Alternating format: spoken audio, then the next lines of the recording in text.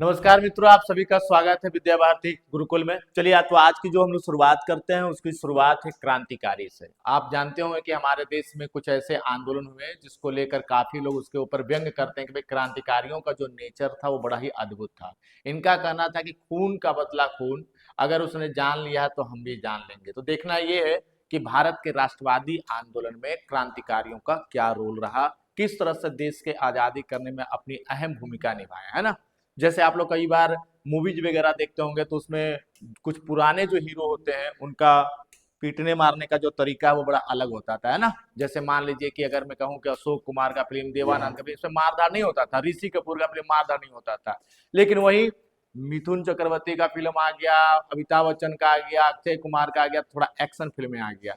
तो हमारे देश में भी कुछ ऐसा ही हुआ कि जहां पर महात्मा गांधी का अहिंसावादी जो सिद्धांत वो काम नहीं किया, वहां भगत सिंह का पिस्टल काम किया है। तो आपको देखना ये है कि एक क्रांतिकारी कैसे अपने देश को आजादी दिलाए थे और देश के आजादी में इनकी क्या भूमिका है। ठीक है, तो इसको समझने के लिए हम लोग छोटा सा पॉइंट बना लेंगे, क्रांतिकारी आंदोलन। ठीक है, कौन सा आंदोलन ये बच्चा?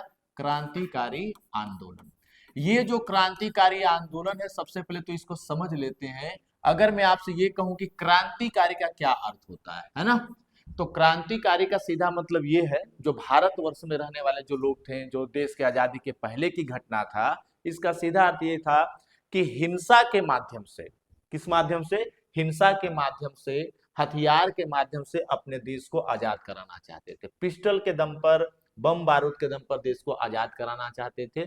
इनका बस इतना ही नेचर था कि देश से अंग्रेजों को भगाना चाहते थे। तो जो व्यक्ति, जो इंसान, जो क्रांतिकारी हिंसा के बदौलत अपने देश को आजादी दिलाना चाहता है, हम ऐसे नेचर को क्या कहते हैं?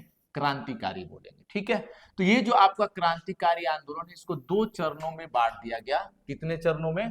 दो चरणों में बांट दिया गया है समझने के लिए। जैसे इंटरवल के पहले का फिल्म और इंटरवल के बाद का फिल्म, तो हम लोग पहले इंटरवल के पहले की बात करेंगे और फिर इंटरवल के बाद की बात करेंगे। ठीक है, इसका जो समय सीमा जो शुरू होता है प्रथम चरण का, फर्स्ट स्टेप का, प्रथम चरण बोल सकते हैं आप, कि क्रांतिकारियों का पहला चरण कब से कब तक माना जाता है।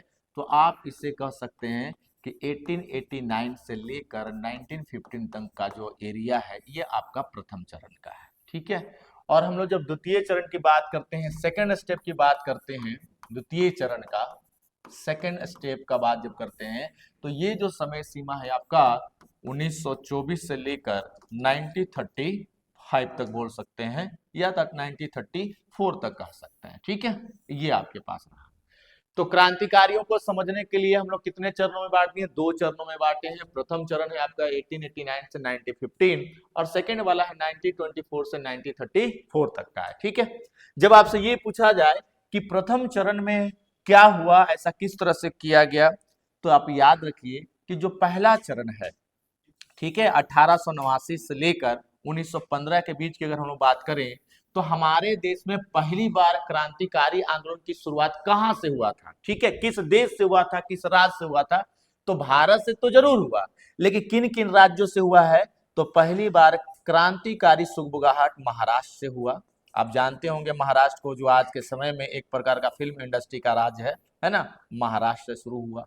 दूसरा जो आपका क्रांतिकारी आंदोलन शुरू हुआ, जो बड़े लेवल पे की बात करते हैं, वो आपका बंगाल से शुरू हुआ। उस समय पश्चिम बंगाल ना बोल के हम लोग बंगाल बोलेंगे। और तीसरा जो हल्की फुल्की बातें हुई वो हुआ कहाँ? पंजाब में। थोड़ा बहुत, ज्यादा तो नहीं कह सकते हैं, लेकिन पंजाब, जहां से आपका भगत सिंह भी बिलोंग करते थे। ठीक है, और चौथा जो इसका जो क्षेत्र रहा, एरिया जो रहा, वो विदेशी क्षेत्र रहा। विदेशों में भी भारतीय ने जाकर समझ लीजिए दंगा फसाद किया, किस लिए? देश को आजादी करने के लिए। तो विदेशों में या विदेशों में, विदेशी क्षेत्रों में, विदेशी क्षेत्रों में, विदेशी क्षेत्रों की जब हम बात करते हैं, वो कौन सा ऐसा फॉरेन कंट्री है जहां पर क्रांतिकारी आंदोलन हुए? उसमें एक तो रहेगा आपका इंग्लैंड। कौन सा क्षेत्र आपका? इंग्लैंड।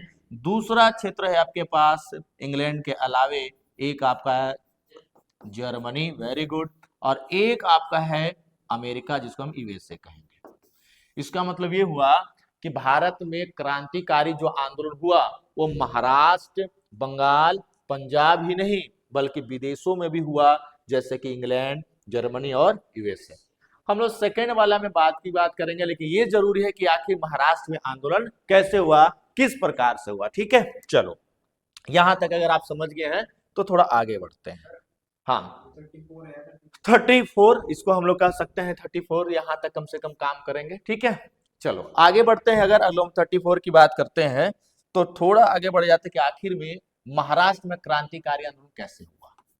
महाराष्ट्र, तो सवाल आपके पास आ गया कि महाराष्ट्र में क्रांतिकारी आंदोलन की शुरुआत कैसे हुआ, तो इसके पीछे क्या कारण था। तो इसको समझने के लिए आपको ये जरूर जानना है कि महाराष्ट्र में कोई ना कोई समुदाय जरूर रहा होगा। तो कई बार आपसे क्वेश्चन पूछ दिया जाएगा कि महाराष्ट्र में किस समुदाय के द्वारा क्रांतिकारी आंदोलन की शुरुआत की गई थी।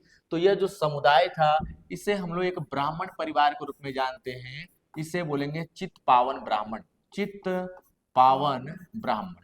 ठीक है, आपको पता होना चाहिए कि बाल गंगाधर तिलक चित्पावन ब्राह्मण से ही संबंध रखते हैं। ये वैसे ब्राह्मण नहीं है जो पूजा पाठ करने वाले, कट्टर हिंदू हुआ करते थे।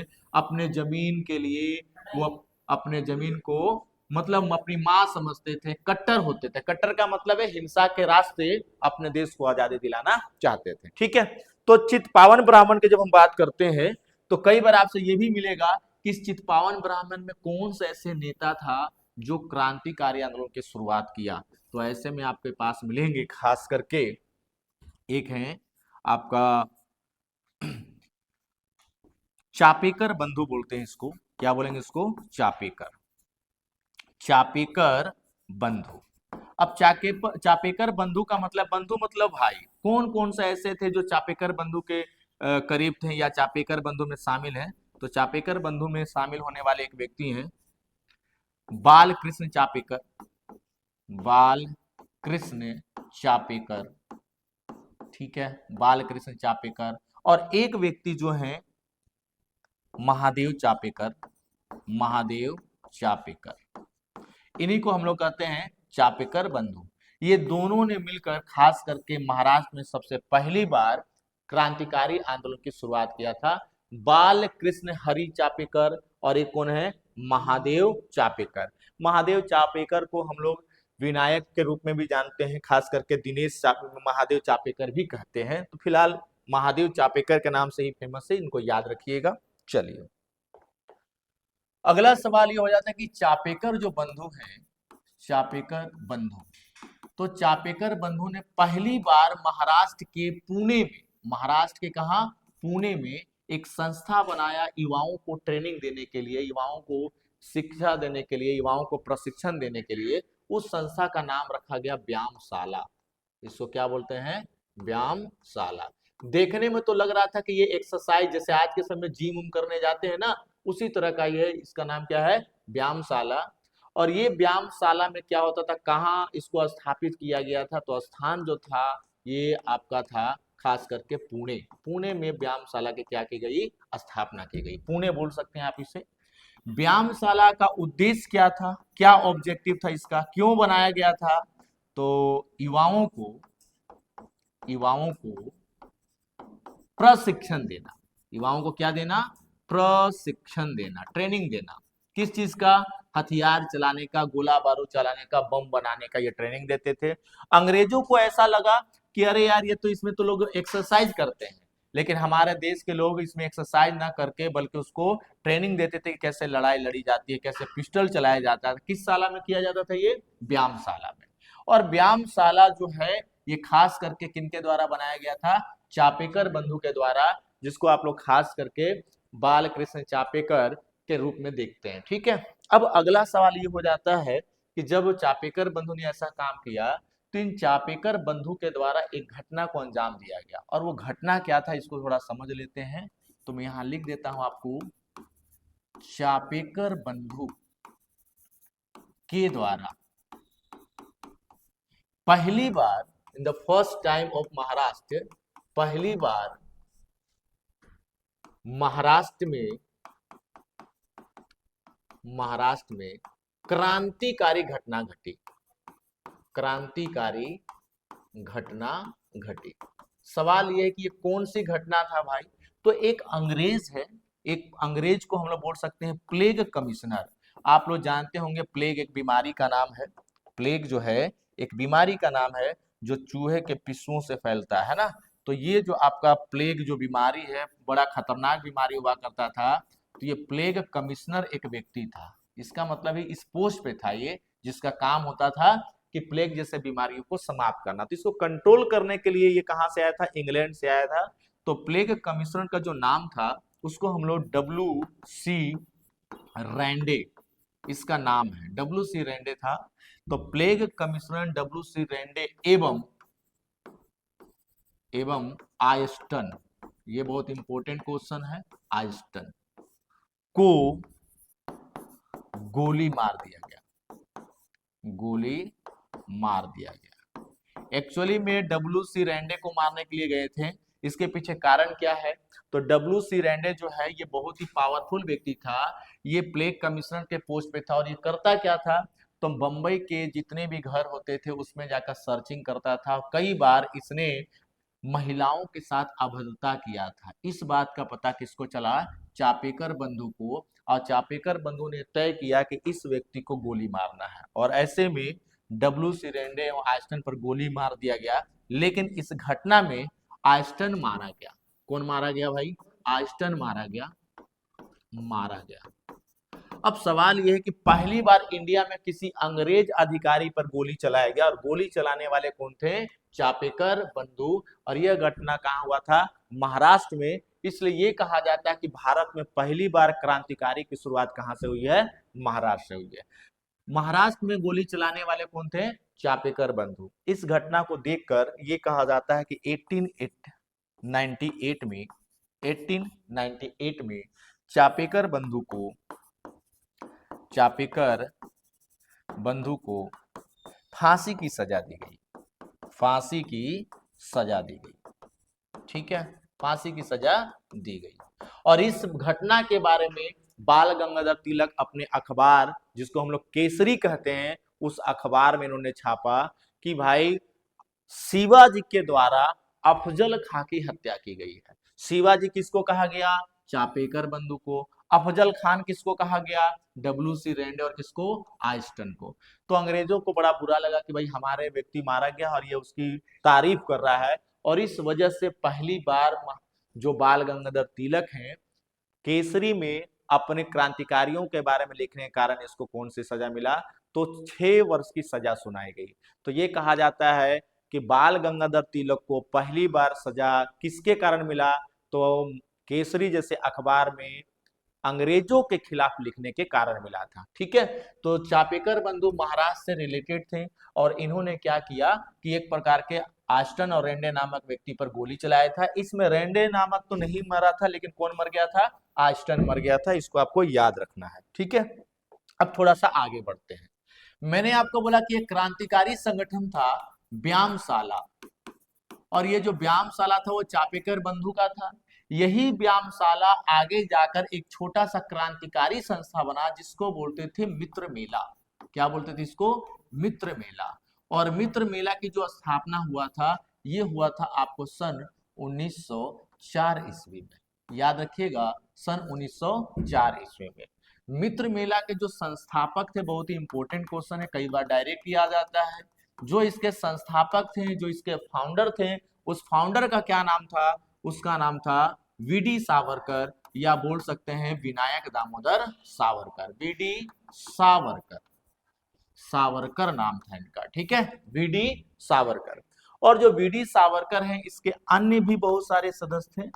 अन्य सदस्य की अगर हम बात करें, तो अन्य सदस्य में जो है वो है लक्ष्मण कनहेरे, लक्ष्मण कनहेरे। अगर हम बोले तो दिनेश सावरकर।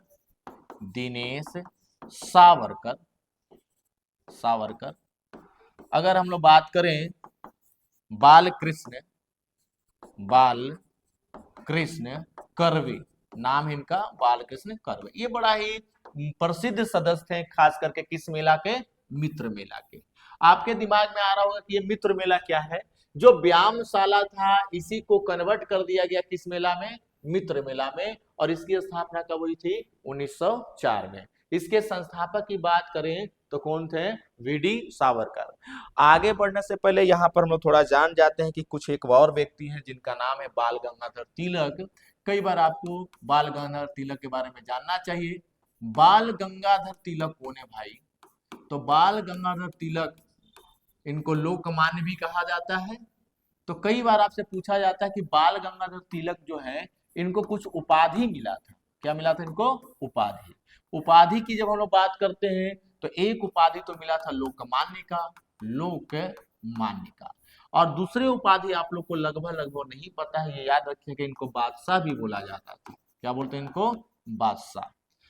बाल गंगाधर तिलक ने अपने विचारों को प्रकट करने के लिए कुछ अखबार चलाए थे, पत्रिका चलाए थे। अगर मैं पत्रिका की बात करूं तो मेरे ख्याल से सबको पता होगा, एक पत्रिका का नाम था केसरी, जो बहुत ही फेमस था, और दूसरे का नाम क्या था? मराठा। लेकिन जब हम लोग बात करते हैं कि केसरी किस लैंग्वेज में छपता था, कौन सी भाषा में छपता था, तो केसरी जो छपता वो मराठी भाषा में छपता, सॉरी, ठीक है ना, मराठी भाषा में छपता। और यहाँ भाषा याद रखिएगा, लैंग्वेज।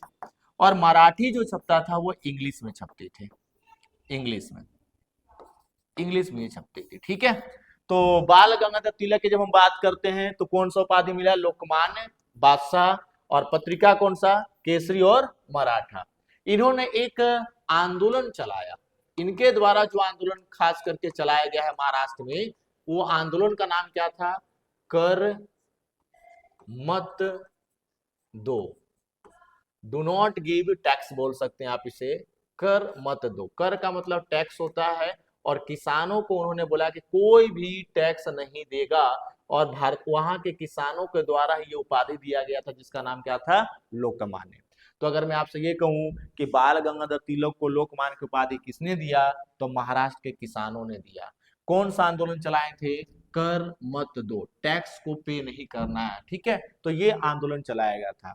बाल गंगाधर जो तिलक हैं वो अगर देखा जाए तो ये कांग्रेस के उग्रवादी दल के नेता हैं। कैसे नेता हैं ये? उग्रवादी नेता, उग्रवादी नेता थे। ध्यान रखिएगा, उग्रवादी किसको कहते हैं? तो जो धरना देते हैं, हिंसा का काम नहीं करते हैं, अपनी बातों को मनवाने के लिए हड़ताल करते थे, ऐसे नेता को हम लोग क्या बोलते हैं? उग्रवादी नेता कहते थे। तो बाल गंगाधर तिलक ने क्रांतिकारियों को समर्थन करने के लिए दो त्योहार शुरू किए। वो त्योहार कौन कौन सा था? एक त्योहार को तो हम लोग कहते थे गणपति उत्सव, गणपति उत्सव, कई बार ये आ जाता है। और दूसरा त्योहार था शिवाजी उत्सव, शिवाजी उत्सव। ये दो त्योहार थे। लेकिन सवाल ये कि त्योहार मनाने की क्या जरूरत था? त्योहार का मतलब देखो क्या है। आज के समय में आप लोग मेला उला घूमने जाते होंगे, और मेला क्यों घुमा जाता है पता होगा। हर व्यक्ति का अलग अलग उद्देश्य हो सकता है। एक तो मेला परिवार लोग घूमने जाएगा, अपने बच्चों को घुमाने उमाने के लिए लेकर जाते हैं। और एक मेला वो लोग घूमने के लिए जाते हैं, मिलने उलने का सबसे अच्छा जगह होता है, समझ गए होंगे आप लोग, वही गोबर फेंकने वगैरह जिसको कहते हैं, है ना। तो वो लोग भी देखता है कि यहाँ से इससे अच्छा कहाँ मुलाकात हो सकता है। और एक मेला वो होता था जो अपने किसी उद्देश्य से किया जाता था, जैसे हमारे देश के क्रांतिकारी लोग, ये लोग क्या करते थे? अंग्रेजों को लगता है कि ये गणपति उत्सव हो रहा है, लेकिन इसमें होता क्या था? क्रांतिकारी दूसरे क्रांतिकारी से मिलते थे और असली बारूद पिस्टल को रफा दफा कर लेते थे, एक दूसरे को पार्सल कर देते थे। लोगों को लगता था कि तो त्योहार मनाया जा रहा है, लेकिन सही मायने में हथियारों का एक स्थान से दूसरे स्थान तक पहुंचाने का ये थोड़ा सा क्या था? कवच था, जिसको हम लोग क्या बोलते थे? गणपति उत्सव और शिवाजी उत्सव बोलते थे। तो गणपति उत्सव और शिवाजी उत्सव शुरुआत किस व्यक्ति ने किया? बाल गंगाधर तिलक ने। और इस उत्सव को मनाने का ठेका किसको दे दिया गया था? मित्र मेला। अभी आपको मैंने पढ़ाया, कौन सा मेला था? मित्र मेला। और मित्र मेला के संस्थापक कौन है? अभी मैंने बताया, विनायक दामोदर सावरकर, ठीक है, विनायक दामोदर सावरकर थे। अब इतनी कहानी अगर आपको समझ में आ गया हो विनायक दामोदर सावरकर का, तो एक बात और याद रखिएगा, ये विनायक दामोदर सावरकर जो है सन 1906 में, ठीक है, इसकी स्थापना तो हुआ कब? 1904 में। 1906 में वीडी सावरकर जो है, वीडी सावरकर, ये वीडी सावरकर जो है वकील की पढ़ाई या वकालत करने के लिए, वकालत करने के लिए वकालत करने के लिए किस देश में गए? इंग्लैंड चले गए। अब यहां तक याद रखिएगा, इंग्लैंड चले गए, ठीक है। लेकिन हुआ क्या इसके बीच? महाराष्ट्र में एक बहुत बड़ी घटना घटी और इस घटना को बोला जाता है नासिक षड्यंत्र केस। नासिक षड्यंत्र केस, ठीक है, नासिक षड्यंत्र केस। अब ये नासिक षड्यंत्र केस क्या था भाई? तो ध्यान रखिएगा, जैसे देखो मैंने अभी आपको बोला था कि मित्र मेला, ये जो मित्र मेला है सही मायने में तो ये कब बनाया गया था? 1899 में। लेकिन इसको जब अपडेट किया गया इसी मित्र मेला को, जहां मैंने 1902 1904 लिखा था, ये आपको याद होगा। याद रखिएगा, मित्र मेला पहली बार बना कब? 1899 में। लेकिन इसको जब 1904 में कन्वर्ट किया गया तो मित्र मेला नहीं बोला गया, बल्कि 1904 में इसी मित्र मेला का एक नया नाम आया जिसको बोलते हैं अभिनव भारत। अभिनव भारत। और अभिनव भारत आपका नासिक में बनाया गया था, नासिक में इसका हेडक्वार्टर था। तो सबसे इंपॉर्टेंट आपका पॉइंट यही बन गया। अभिनव भारत के भी संस्थापक कौन थे? वी.डी. सावरकर थे। तो अब इसको तीन बातों में याद रखिएगा। पहला था तो ये क्या? व्यायाम मंडल। फिर क्या ये बना? मित्र मेला। और फिर ये लास्ट में क्या बन गया? अभिनव भारत। लेकिन आपको यहाँ थोड़ा ध्यान रखना पड़ेगा कि इसका ईयर, व्यायाम मंडल जो है ये तो ठीक है 1889 में ही था। ये मित्र मेला आपको 1899 में था और इसे कन्वर्ट कर दिया गया मित्र मेला को 1904 में, जिसका नया नाम क्या पड़ा? अभिनव भारत। ये आपका 1904 में। अब चाहे तो 1904 में मित्र मेला भी बोल सकते हैं, लेकिन इसका नाम चेंज कर दिया गया जिसको हम लोग क्या बोलते हैं? अभिनव भारत कहते हैं, ठीक है। अभिनव भारत का उद्देश्य क्या है? भारतीय युवाओं को खास करके तकनीकी रूप से शिक्षा देना, हथियार चलाने सिखाना, असले बारूद बनवाना, ये इसका मुख्य उद्देश्य था। इसके संस्थापक वी.डी. सावरकर थे। अब मैंने आपको यहाँ पर लिखा है नासिक षड्यंत्र केस क्या है ना? नासिक षड्यंत्र केस क्या है, थोड़ा इसको समझ लेते हैं नासिक षड्यंत्र को। और ये अंतिम कंटेंट आपको रहेगा नासिक षड्यंत्र का। देखिए इसमें क्या होता है। एक व्यक्ति है जो पुलिस कमिश्नर है ना? Police commissioner, police commissioner. आप ये पुलिस कमिश्नर उस समय का डीएम के रूप में था। तो ये जो आपका पुलिस कमिश्नर उसका नाम है जैक्सन। पुलिस कमिश्नर जैक्सन को लक्ष्मण कन्हारे, लक्ष्मण कन्हारे, तो लक्ष्मण कन्हारे ने गोली मार दिया, दिन दहाड़े गोली मार दिया, ठीक है, गोली मार दिया। और इस तरह से जैक्सन की क्या हो गई? हत्या हो गई। तो महाराष्ट्र में एक सबसे बड़ी घटना लक्ष्मण कन्हारे को के द्वारा किया गया। किस व्यक्ति को गोली मारा गया था? जैक्सन को। और इनके ऊपर मुकदमा चलाया गया। जो मुकदमा चलाया गया उसे क्या कहते हैं? नासिक षड्यंत्र केस कहते हैं। इसका मतलब ये हुआ कि महाराष्ट्र में सबसे बड़ी घटना नासिक षड्यंत्र केस का हुआ। इस घटना को अंजाम किसने दिया? लक्ष्मण कन्हारे ने दिया। लेकिन इसके साथ तीन व्यक्ति को, ठीक है, कितने व्यक्ति को? तीन व्यक्ति को सजाए मौत दिया गया। लक्ष्मण कन्हारे को, बाल कृष्ण कर्वे को और एक है दिनेश सावरकर को। तीनों व्यक्ति को मौत की सजा दिया गया। अब आपके पास आप कमेंट्स करके मुझे ये बताएं कि नासिक षड्यंत्र कब हुआ था और जैक्सन को गोली कब मारा गया था। आपके जो कमेंट्स है मैं उसका इंतजार करूंगा। आज के लिए इतना ही करते हैं। अगले क्लास में ये सीखेंगे कि पश्चिम बंगाल, मतलब जिसको हम बंगाल के रूप में पहले जानते हैं, उसमें कैसे क्रांतिकारी घटना घटित। तो मिलते हैं अगले क्लास में। जय हिंद।